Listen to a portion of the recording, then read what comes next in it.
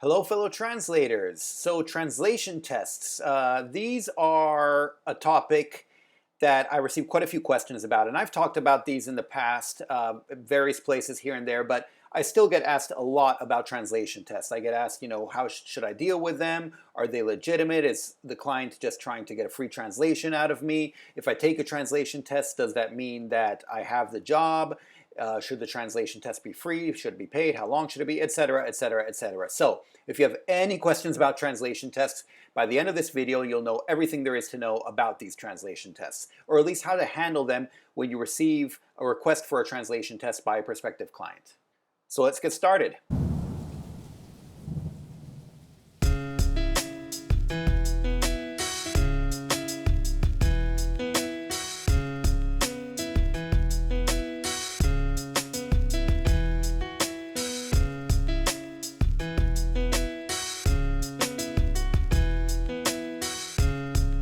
So first of all, what are they? Well, it's pretty self-explanatory. A translation test is a test that a potential client will send you to make sure that you're the right translator for their text. So by and large, they want to send you a piece of the text, a smaller piece of the text, and see how you can handle that to kind of get an idea as to whether you can handle the entirety of the text. The main question I receive is how long should they be? How long should translation tests be? Well, around 200 to 300 words is the standard. Closer to 200, I would say. Anything more than 300, let's say anything more than 500 is probably a scam. And I've heard all sorts of numbers. The most I've ever heard is 10 pages. I literally know someone who was asked to perform a 10-page free translation, which they did. They delivered it and then never heard back from the client. And when they finally did insist and try to get back in touch with the client and ask what was going on, the client said, no, we decided to go with someone else. So just keep this in mind. The longest a test should be is 200 to 300 words. And if they want it any longer, there should be a specific reason for this. Although in all my years of translation, I haven't really come across one, at least not a good one.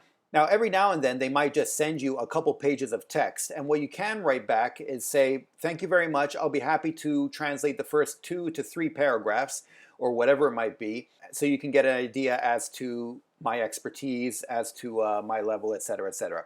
And I've done this in the past where I receive a whole big block of text and I just send back a paragraph or two. Because very often, let's face it, the end clients, especially if they're not a translation agency, they're not really sure how to go about this.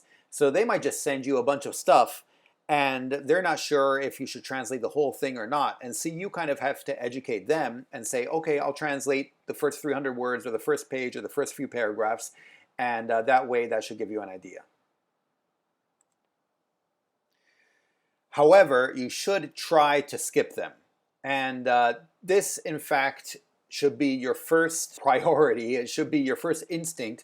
As soon as you receive a translation test, you should try to skip them. And how do you do this? Well, by having a portfolio. If you have a portfolio that works, and if you have a portfolio with jobs that are similar to the job they need done, then quite frankly, you can send them whatever you have in your portfolio. And you can say, look, I've translated things that are very similar to this. As you can see, I've translated this document and that document. And so this should show you that I can translate your document as well. And this is a big reason, by the way, why during your career as a freelance translator, you do want to try to find a way to specialize more and more. Because the more specialized you are, then the more you will come across similar types of translations that you will have in your portfolio. Now, this same thing actually happened to me once. I was looking for a translator from Chinese into English for some articles of association and business registration. So I was asking around, I was checking with various translators. And in fact, I think I posted it up on pros.com. And one of my old translators got back in touch with me and said, oh, I've translated many of these in the past, and sent me a bunch of examples of translations of all these documents which looked, in terms of format and more or less the content, as far as I could tell, they look very similar to the one I had. And he showed me the translations he had made, and the original and the translation. And so I saw that obviously he knew what he was doing, and I signed the translation to him. So even if they are not asking for your portfolio, you can absolutely try to send them your portfolio if you think it is very similar to the thing they were asking for. Now, if you can't skip them altogether by sending something in your portfolio, you should try to make the translation test a paid one.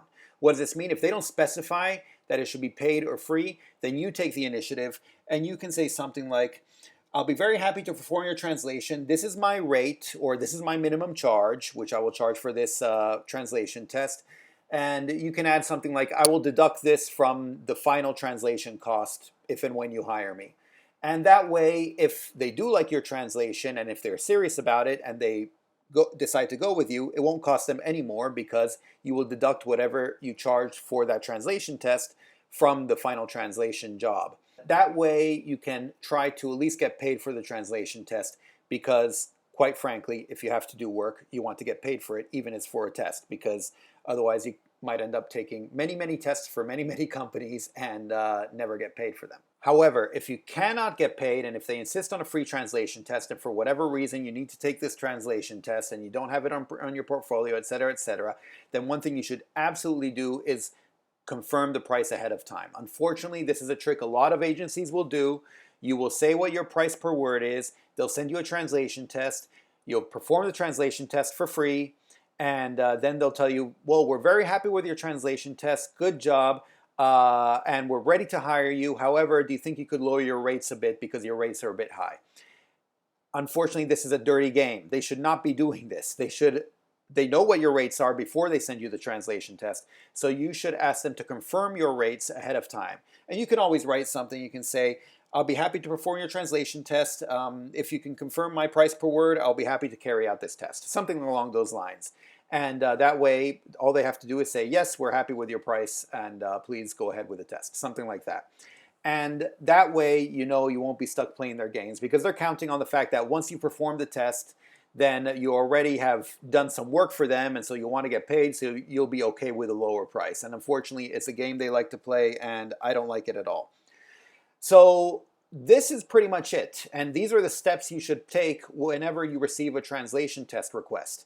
My advice to you right now is to go through your portfolio for any translations you have, whether they were paid or whether they were free. As long as you translated the text, go through them because these can be used as your portfolio and as possible substitutes for translation tests. Obviously, you need to take out any identifiable data. If you signed any NDA or if there's any private information, you should take that out. You shouldn't be sharing that with random people.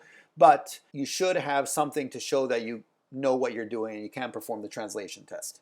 And also keep this in mind as you're going ahead in your career, that you want to translate different types of documents.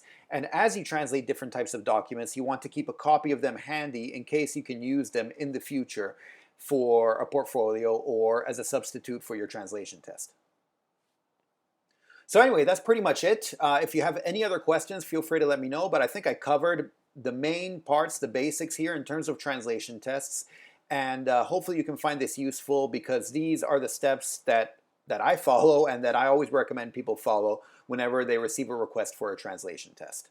So thanks again, and I'll talk to you next time. Thanks, bye. Savedum.